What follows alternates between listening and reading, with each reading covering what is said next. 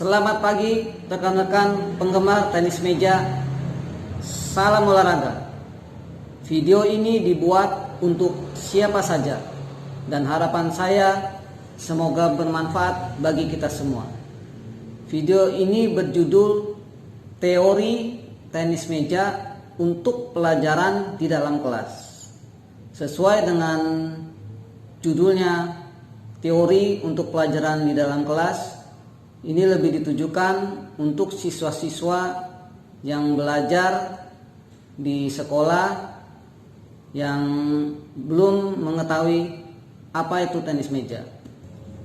Di video ini ada beberapa demo praktek, yaitu mengenai macam-macam blade, macam-macam bat, bagaimana penggunaannya. Ada yang pegang shakehand atau penhold, kemudian macam-macam karet, polos atau bintik, kemudian posisi dari badan, kaki, kemudian pukulan dasar, forehand, backhand, block, chop, dan serve.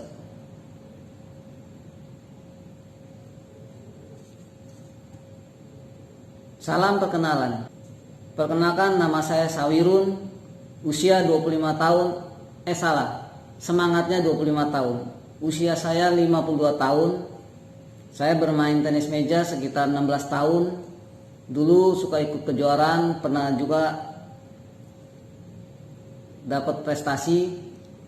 Aktivitas yang saya lakukan, kadang saya membuat kejuaraan turnamen dengan judul Sawirun Cup. Kadang juga menjadi penasihat turnamen di Banten. Dan saya juga ada member. Sejarah tenis meja. Dari zaman dahulu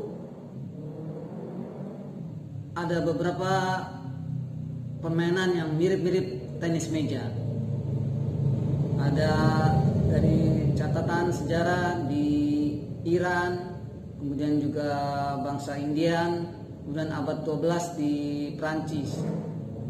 Tapi yang lebih modern tercatat dari negara Inggris. Tentara Inggris di India, di Afrika turut memperkenalkan tenis meja. Dulu dikenal dengan nama Wigwam atau Cosima. Pada tahun 1901, perusahaan dagang Jacques & Son membuat nama pingpong. Jadi pingpong itu dikenal pada waktu itu adalah merek dagang. Kalau dari China, Pingpang Chiu. Pada waktu itu masih sederhana, menggunakan meja, netnya pakai buku, pukulnya pakai buku, bolanya masih seperti bola golf. Tetapi pada tahun 1901 James W. Gibb berhasil menemukan bola pingpong yang dari seluloid, dan isi Goody membuat papan yang dikasih karet bintik waktu itu. Kemudian pada tahun 1921 Inggris mendirikan Table Tennis Association. Kemudian ada orang Jerman yang nama Jost Lehmann mendirikan ITTF tahun 1926, International Table Tennis Federation, dengan ketuanya Juan Ivan Montague dari Inggris. Amerika juga mendirikan USA Table Tennis pada tahun 1933. Kejuaraan tenis meja pertama di London tahun 1926. Revolusi tenis meja dimulai tahun 1950, yaitu perusahaan alat olahraga Inggris Hancock memperkenalkan kayu yang dilapisi karet dengan spons sehingga lebih sempurna. Pada tahun 1896, Olimpiade pertama di Athena di Yunani, itu belum dipertandingkan tenis meja. Tenis meja dipesertakan di Olimpiade yang ke-24 tahun 1988 di Seoul, Korea. Di negara kita sejak sekitar tahun 1930, bangsa Belanda menjadikan tenis meja sebagai rekreasi olahraga. Kemudian tahun 1939 didirikanlah Persatuan Pingpong Seluruh Indonesia atau PPPSI. Tahun 1958 dirubah namanya menjadi PTMSI, Persatuan Tenis Meja Seluruh Indonesia. Dan tahun 1961 kita ikut anggota ITTF, International Table Tennis Federation. Mengapa kita bermain tenis meja? Tenis meja itu sangat menarik, unik, menarik. Seringkali kalau kita perhatikan di klub pingpong banyak yang tertawa menonton temannya bermain. Ada yang istilahnya dikocak-kocek, lari ke sana, lari ke sini. Ada juga yang sulit men-smash bola tinggi. Pingpong tidak memerlukan tempat yang luas.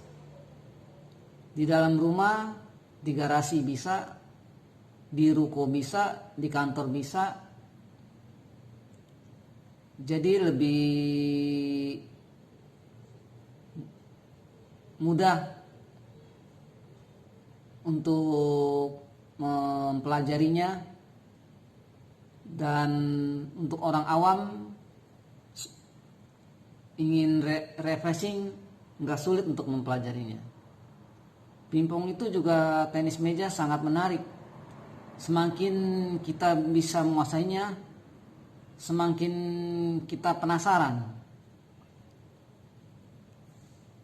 Manfaatnya tenis meja selain olahraga secara umum, apa bedanya dengan olahraga yang lainnya?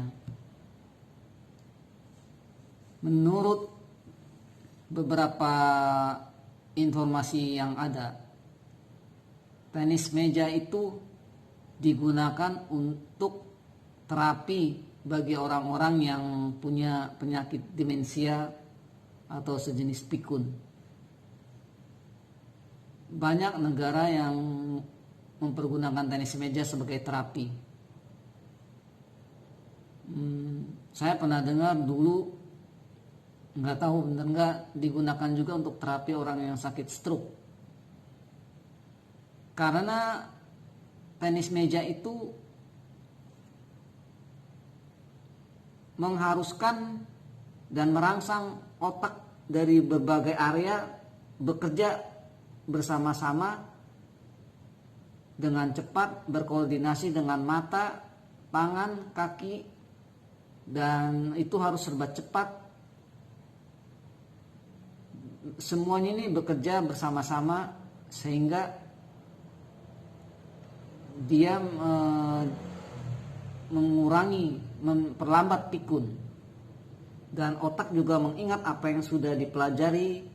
Misalkan dia latihan serve, nah itu juga dimunculkan kembali. Makanya menjadi terapi untuk orang-orang penyakit demensia atau sejenis pikun, mengurangi, memperlambat. Sebagai contoh, untuk mereka yang profesional, dalam waktu sekitar 5 detik itu pemain profesional sudah harus memikirkan sekitar 8 step apa yang harus dilakukan. Ambil contoh, seorang pemain melakukan serve, lawannya dia punya sekitar 5 detik untuk memikirkan apa saja yang sedang dilakukan, yang akan terjadi dan yang harus dilakukan. Contoh, pemain yang tidak melakukan serve, dia melihat lawannya itu melakukan serve. Pertama, itu bola dilempar. Umumnya kalau bola yang dilempar itu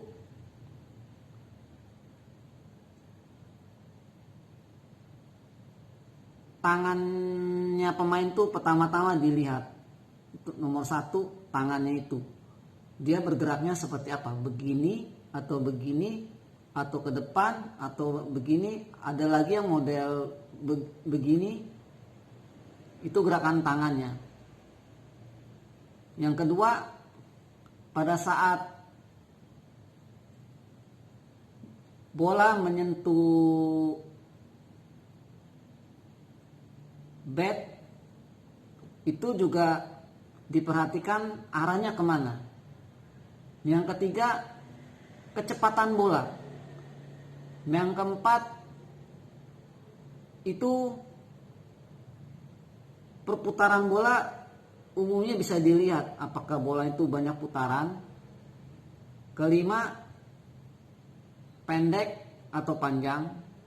Yang keenam, itu memaksa otak bola serve dari lawan, bagaimana cara menangkisnya. Kemudian cara menangkisnya, misalkan bola cap, kita harus angkat. Angkatnya ini kasih ke kanan atau kasih ke kiri atau pendekin atau panjangin atau mungkin mau di flick. Nah, pada waktu mau penempatan bisa juga lihat posisi badan lawan, apa dia ada di tengah, kita kasih ke kiri, atau dia ada di kiri, kita serong ke kanan. Seandainya kita kasih ke kanan lawan, kita juga harus sudah siap. Kemungkinan besar dia kasih ke kanan, berarti kita harus siap di kanan. Pada waktu lawan melakukan serve, kita juga harus memikirkan apakah kita hanya bertahan atau malah menyerang. Dengan melihat posisi lawan di mana, setelah itu kita juga harus siap. Kalau kita kasih seperti tadi, kita kasih ke kanan, secara umum sih balik ke kanan. Dia akan balikan kemana? Kalau dia balikan ke kanan, apakah kita akan serang balik? Itu step by stepnya terlalu banyak, kira-kira hanya 5 detik. Makanya dia merangsang berbagai otak untuk bekerja sama di beberapa bagian otak, dengan mata, dengan telinga, dengan kaki, dan memunculkan memori yang sudah kita pelajari. Tenis meja juga membuat kita gerak refleksnya menjadi lebih cepat dan membuat kita menjadi konsentrasi. Itu salah satu kelebihan dibandingkan dengan yang lain, karena pergerakan bola begitu cepat. Dulu pernah ada kontes smash yang paling cepat, dicatat kecepatan bola di smash itu 112 km. Kira-kira kecepatannya begitu tinggi. Malah kalau nggak salah dulu saya pernah baca di buku, lebih dari itu kecepatan bola yang di smash. Ukuran meja pingpong,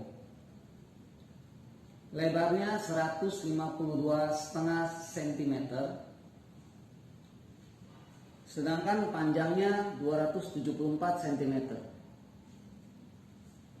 Tinggi kaki 76 cm. Tinggi net 15,4 cm.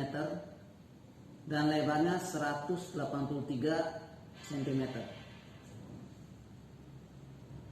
Jarak dari pinggir meja ke tiang 15/4 cm. Standar meja jikalau bola pingpong dijatuhkan dari ketinggian kira-kira 30 cm, dia akan memantulkan sekitar 23 cm. Bola pingpong yang kita gunakan dulu ukuran diameternya 38 mili dan umumnya berwarna kuning. Itu sekitar tahun 90-an. Sejak tahun 2000 dirubah ukurannya menjadi lebih besar, menjadi 40 mili. Karena ukuran lebih besar, bola akan menjadi lebih lambat. Pada waktu itu 38 mili terlalu cepat, sehingga sulit untuk diterima oleh lawan-lawan. Dengan ukuran lebih besar, permainan lebih menarik. Tetapi karena waktu itu bahannya masih seluloid, merugikan kesehatan, sehingga mulai tahun 2014 mereka menggunakan plastik dan ukuran 40 plus. Berat bola umumnya 2,7 gram dengan diameter 40 mili lebih. Sekarang ini sudah banyak bola dengan berbagai merek. Turnamen, swasta, dan institusi. Olahraga tenis meja juga sering dipertandingkan. Banyak kejuaraan tenis meja di seluruh dunia, baik yang diadakan oleh swasta, pribadi, maupun oleh pemerintah atau institusi atau perusahaan. Saya juga ada beberapa kali membuat turnamen dengan judul Sawirun Cup.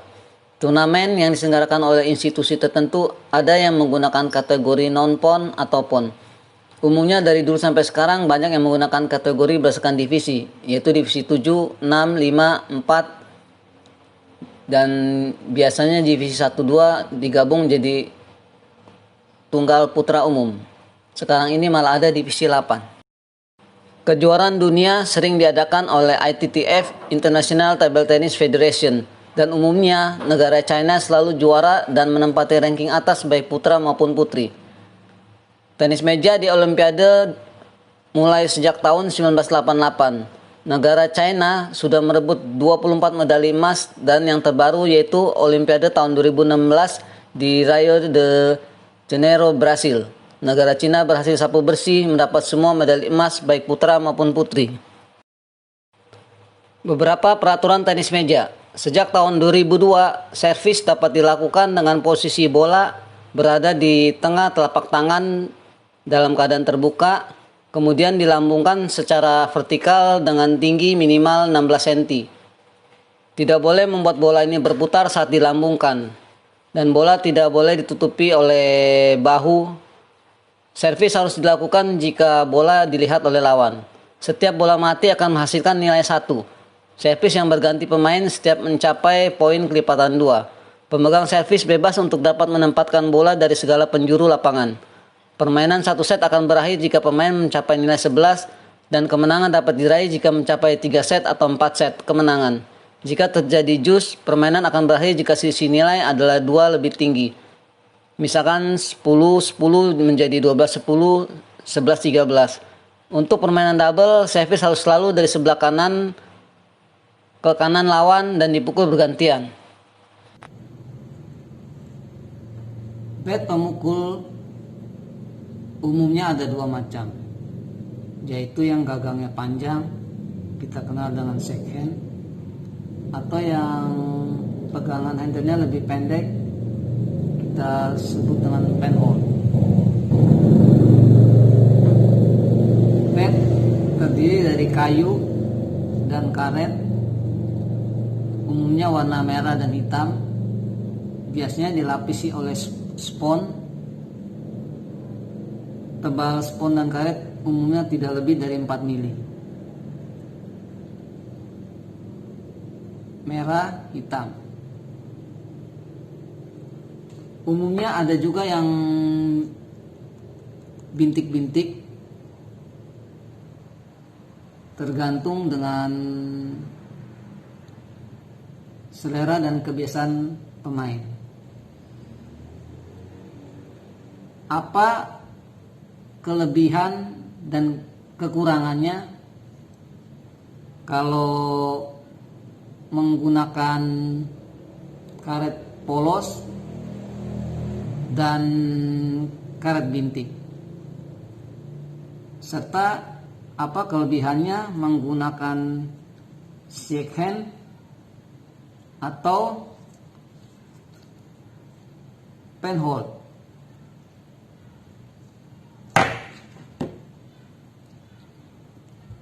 Karet yang polos dengan spon, tebal spon, ada yang 0,5 mili, 1 mili, 2 mili, 2,3 mili. Semakin tebal umumnya bola yang dipantulkan akan lebih cepat.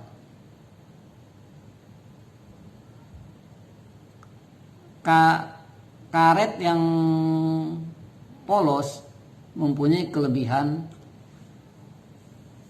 lebih cepat pantulannya dibandingkan dengan karet yang bintik. Jadi kalau dia gunakan untuk menyerang, untuk smash, bola akan lebih cepat, lawan lebih sulit. Lalu mengapa orang sebagian suka menggunakan bintik? Bintik banyak manfaatnya.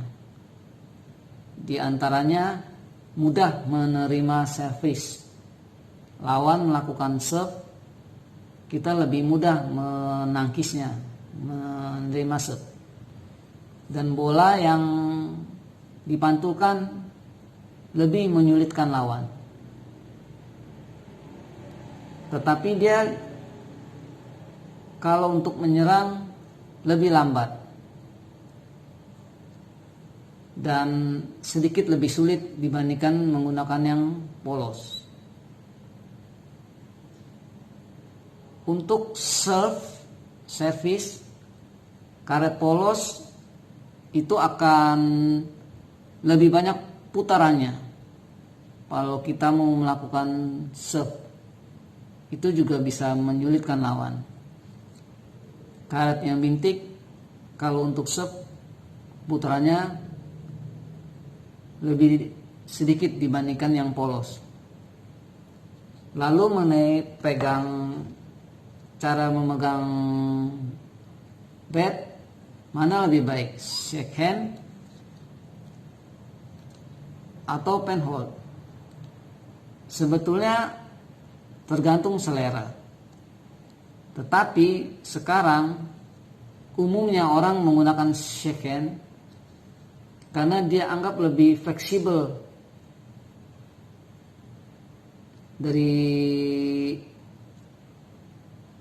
lebih mudah untuk backhand maupun forehand. Pegangan shakehand itu kalau melakukan smash atau spin hasilnya lebih kuat, lebih kencang dibandingkan dengan yang shakehand. Tetapi shakehand punya beberapa kelebihan, yaitu kalau dia mau melakukan serve itu putarannya lebih fleksibel. Kemudian juga kalau untuk flick dia lebih mudah. Serta secara umum yang berdasarkan yang saya lihat, kalau yang pegang penhold ini dia melakukan backhand, itu bola yang dihasilkan lebih belok seperti tendangan pisang, akan belok ke kiri lawan dan lebih mudah flicknya. Karena putarannya lebih luas. Untuk memegang shake hand, umumnya jari telunjuknya di sini, jempolnya di sini. Untuk melakukan pukulan forehand atau di kanan. Kalau untuk backhand, sebagian jempolnya orang dirubah sedikit supaya kontrolnya lebih enak dan ada tenaga lebih kuat.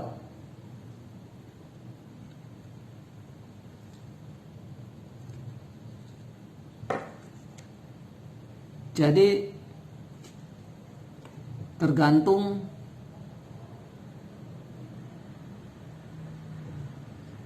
selera masing-masing. Adapun posisi badan, kaki, tangan yang baik adalah sebagai berikut. Pertama-tama kaki dibuka ke kanan, jangan terlalu lebar juga jangan terlalu sempit. Kemudian kaki kanan mundur sedikit. Ini berguna untuk menyalurkan energi dari kanan ke kiri. Kemudian lutut agak ditekuk sedikit. Posisi badan agak ke depan sedikit. Tangan kirinya diangkat, jangan memegang yang lain supaya fleksibel, tangan kanan di atas. Pukulan top spin dari kanan ke arah atas, ke depan, ya seperti begitu. Sedangkan kalau backhand sama juga, tangan dari kiri ke atas, pinggangnya ikut main juga bodinya. Pukulan dasar adalah top spin. Mana posisi badan sudah siap, pukulan ke arah depan ke atas.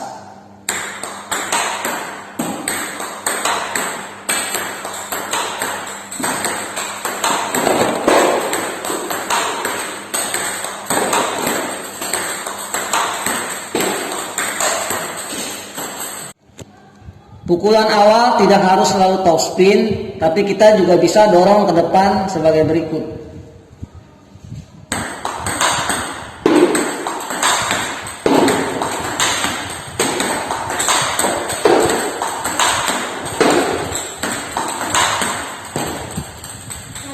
Pukulan backhand seperti forehand.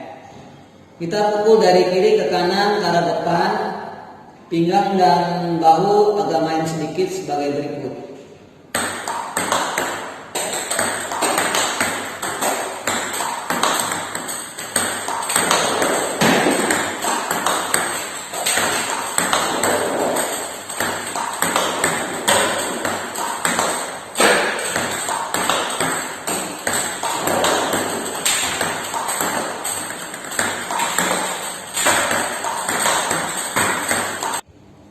Untuk blok ada dua macam, blok aktif dan blok pasif. Blok aktif, tangannya ikut bergerak ke depan mendorong bola sebagai berikut.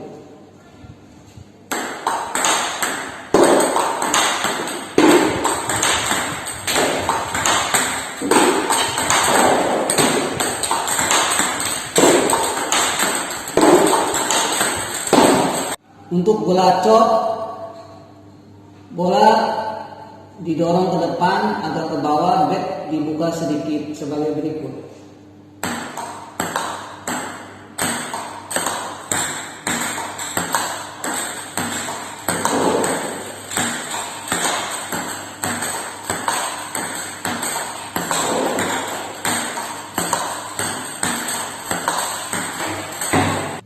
Secara umum servis ada dua macam, yaitu servis isi atau chop dan servis kosong. Ada juga yang tengah-tengahnya itu disebut, orang sering bilang servis size.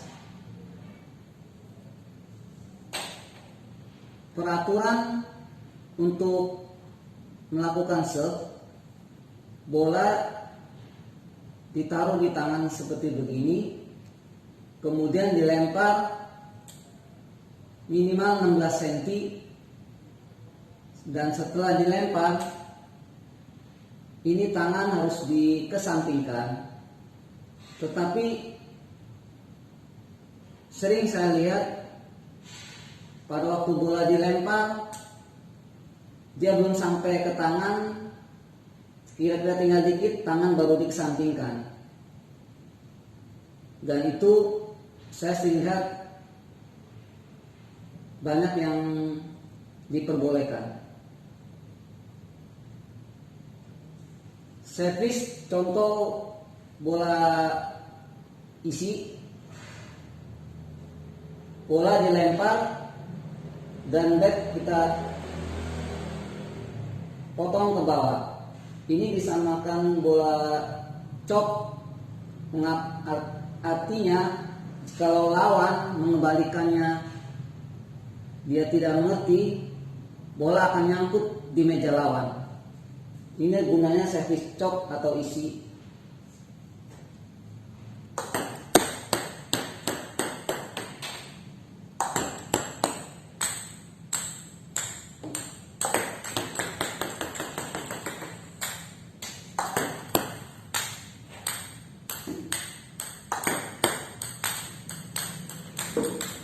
Servis bola kosong,